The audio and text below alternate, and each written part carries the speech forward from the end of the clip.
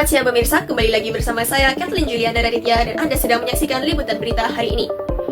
Di era digital yang serba cepat, gaya hidup masyarakat pun turut berubah, termasuk dalam hal berbelanja.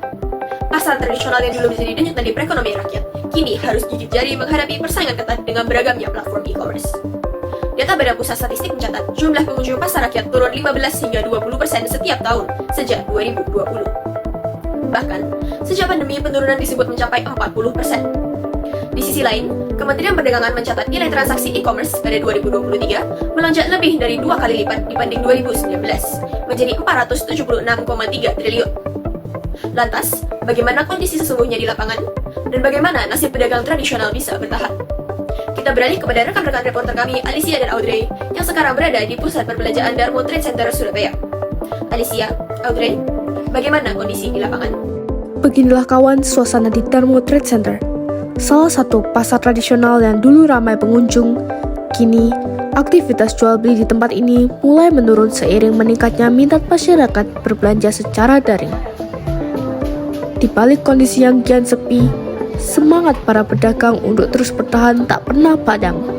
Lantas, bagaimana mereka menyikapi perubahan ini? Mari kita dengarkan langsung cerita dari para pedagang di Darmo Trade Center.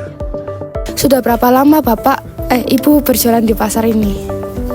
Di tahun 2004, ya sebelumnya sih rame, habis corona terus kena belajar online sampai sekarang ngefeknya ya tadi tuh, terus juga ada pembelian kayak online gitu, jadi ngefek ke pasar-pasar itu, orang beli sekarang cuma 1-2 penting. Dulu kan mungkin orang jalan-jalan sekalian beli apa gitu, sekarang pengaruh sekali.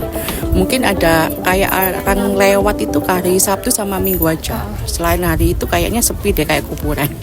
Harapannya buat kedepannya gitu gimana Ibu? Ya pinginnya gimana buat tokonya Ibu? Kalau saya pikirnya lebih baik ya jual beli online itu dihapus saja. Jadi kayak dulu kembali kalau orang ke pasar ya apa ke toko, lah kan walaupun nggak beli kan kadang orang jalan-jalan. Sekarang orang diem di rumah pegang HP duduk manis sudah check-out ya.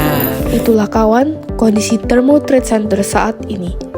Meski kian sepi, pedagang-pedagang tetap berusaha berjuang mempertahankan usahanya. Fenomena ini menjadi cermin kesenjangan antara kemajuan digital dan kehidupan ekonomi rakyat yang bergantung pada pasar tradisional. Audrey dan Alicia melaporkan. Baik, terima kasih Alicia, Audrey, untuk laporan dari Darmo Trade Center Surabaya. Kali ini, kita bergeser melihat fenomena yang berbeda dari sisi pelaku usaha online. Bagaimana situasi kali ini di lapangan? Kawan, inilah 2010 Made with Love, brand pakaian yang menghadirkan beragam busana batik dengan sentuhan modern. Melalui platform online shop, brand ini mampu menjangkau pelanggan dari berbagai daerah dengan lebih cepat dan praktis. Lalu, bagaimana teknologi digital membantu proses jual beli mereka? Mari kita simak lebih lanjut. Hai guys, sekarang aku lagi bersama Kak Sari yang di bisnis jualan baju online, brandnya 2010 Love and Lepas Rumah. Sekarang untuk pertanyaan pertama ini, sejak kapan bisnis ini udah mulai jual? Kita buka baju ini mulai tahun 2011. Tahun yang lama ya berarti lumayan lama. Menurut kakaknya, apakah kayak akhirnya jadi lebih sepi gitu penjualan offline kayak misalnya penjualan tradisional? Mungkin bisa jadi begitu. Karena orang kadang kalau males beli offline gitu kan, mungkin dia lebih lebih suka beli online tuh lebih mudah aja kayak gitu. Inilah 2010 Made with Love, memanfaatkan online shop untuk menjual produknya. Namun, di balik kemudahan digital, pasar tradisional semakin sepi. Sebuah potret kesenjangan antara kemajuan teknologi dan perjuangan pedagang kecil. Alicia melaporkan.